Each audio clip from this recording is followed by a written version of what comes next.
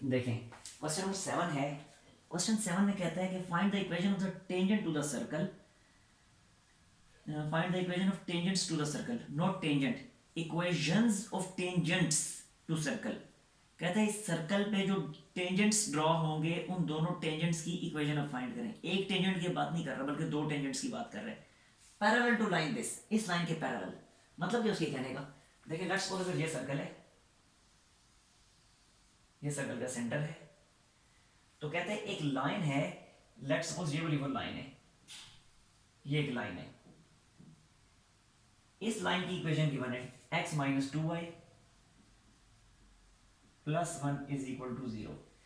कहता है आपने क्या करना है, इस सर्कल पे दो ऐसे टेंजेंट्स फाइंड करके दिखाने हैं, दो ऐसी टेंजेंट लाइंस की इक्वेशन फाइंड करके दिखानी है जो दोनों इस वाली लाइन के पैरेलल हो।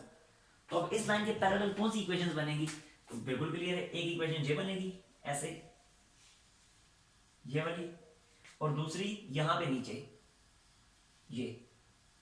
अब ये दोनों ही सर्कल पे टेंजेंट होंगी और दोनों की दोनों ही उस फर्स्ट लाइन जो है उसके पैरेलल होगी।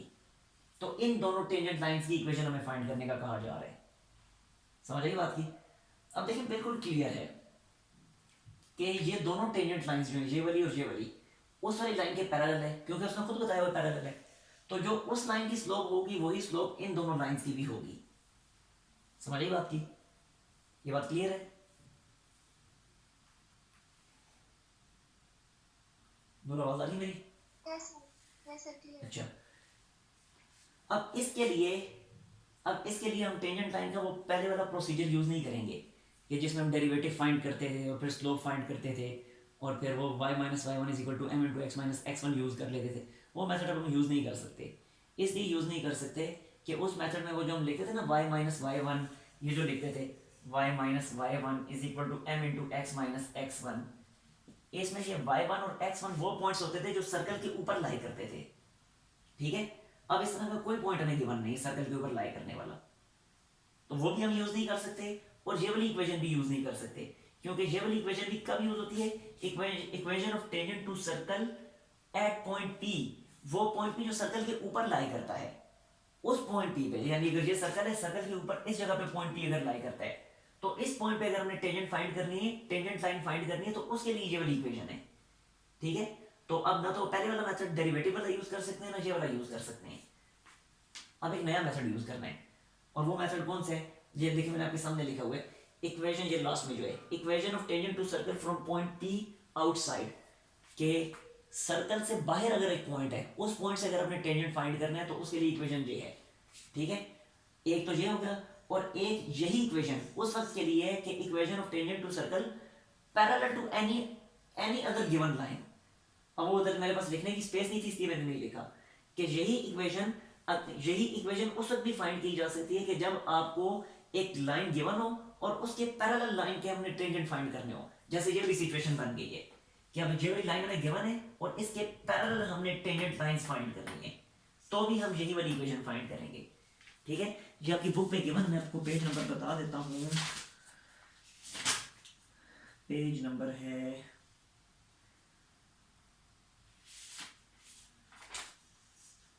ये पेज नंबर 259 है।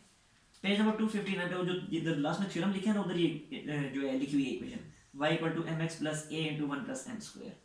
तो अब ये वाली इक्वेशन हमने ये वाली इक्वेशन अब हमने यूज करनी है।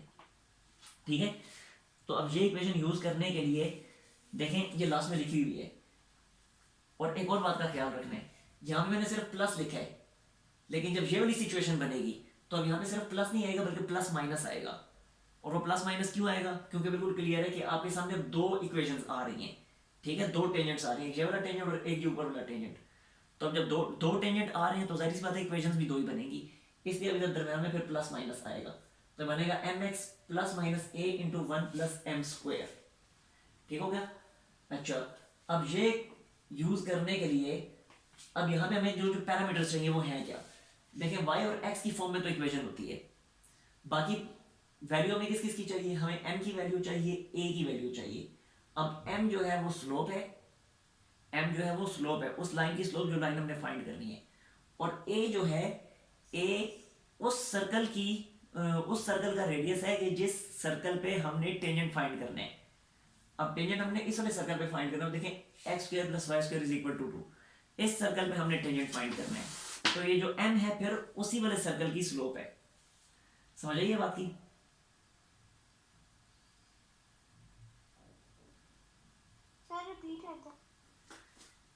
चले मैं साथ साथ करता जाता हूँ ना, साथ साथ मैं करता जाता हूँ और साथ साथ समझाता जाता हूँ, क्लियर हो जाएगा आपको।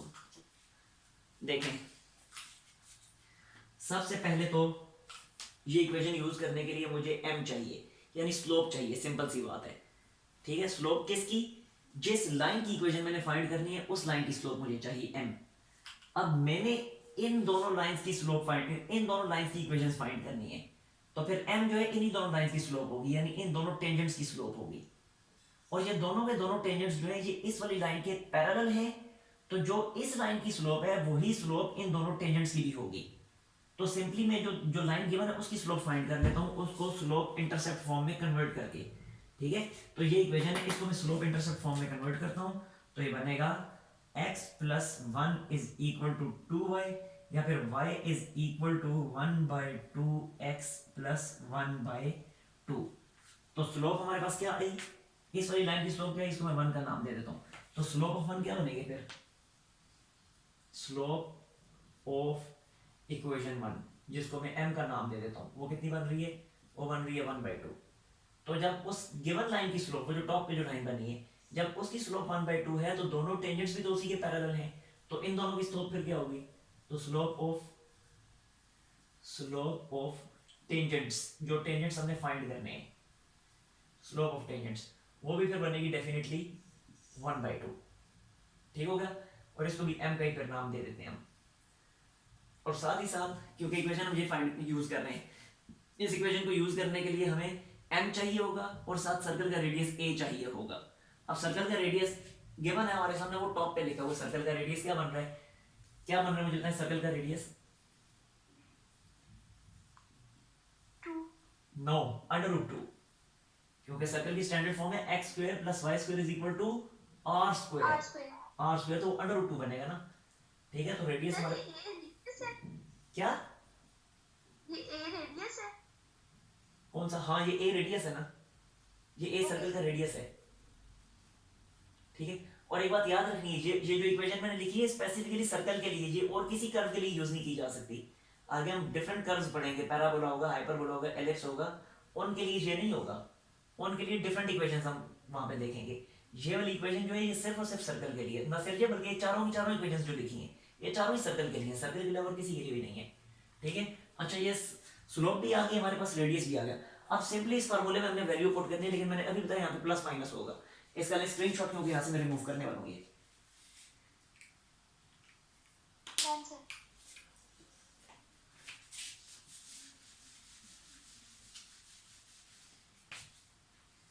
Now equations of tangents.